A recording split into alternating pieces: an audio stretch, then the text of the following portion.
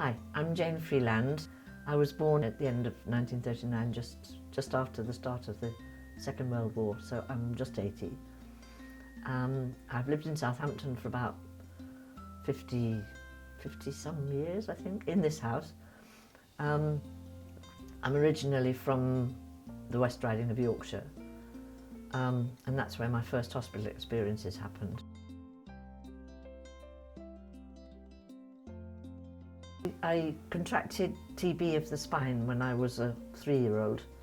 Fell down the stairs, had a backache, went to hospital and they found TB.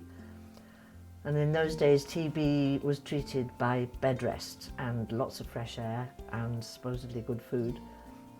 So I spent the years from aged 3 to aged 8 in hospital, in 2 different hospitals.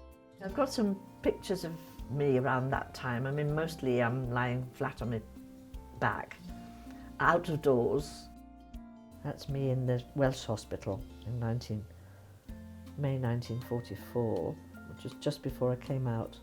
And then I was moved to Thorpe Arch, which was a hospital near Harrogate, near Boston Spa. I learned to read quite young, and we had lessons every day from this wonderful Miss Field, who was actually a very good teacher, and lots of those were outside. So there's a photo that I think the Yorkshire Post took of all of us. I was nearly ready to leave by then. I was a walking girl. I had my son Dan was born here in Southampton in 1969 at the General Hospital, but in those days they had a GP unit. Then after that I wanted more children, and I had a couple of miscarriages, which were very distressing. And in those days they didn't really understand that you are beginning to build this imaginary person. So when it miscarries, there's a kind of empty space. And people didn't recognise this. I went to see a doctor who said, oh, well, you'll very quickly get pregnant again, won't you? And that'll be fine.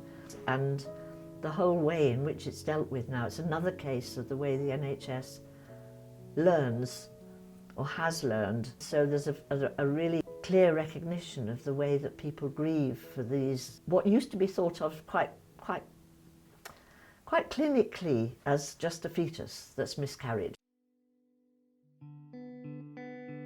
Well, I was diagnosed with breast cancer in 1991, and I was shocked that I'd got the thing. I'd had a little lump some years earlier and it had proved to be benign, and I assumed it was going to be the same thing again, and it wasn't. So I opted to have a mastectomy, and that was done fairly quickly.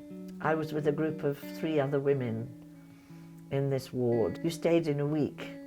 And then the next lot of patients came in, and the nurses came along to us and said, they're all waiting in the waiting room at the other end of the ward, and they're as scared as you were when you came in. If you feel like it, you could always go down and chat to them a bit. So we went down and chatted to them, and they couldn't believe that we looked as well as we did. A year after I was given the all clear, about 1994, my husband was diagnosed with colon cancer. And he was operated, and that was fine, and then it came back again. Then he had to have more serious treatment, and then his final problem was in 2017, about 2 years ago, when he had to have more drastic surgery because things began to go wrong with his colon again. I mean, that bed where Alan was in this special unit makes you think about what's meant when people talk about having enough beds. Because actually a bed isn't just, you know, a frame with a mattress on it and a patient in it. That bed became the focus of all these things, and so every hospital bed is like a kind of constellation of people around him. The NHS has made all the difference. I actually wouldn't be here if it weren't for the NHS, I think, nor my husband.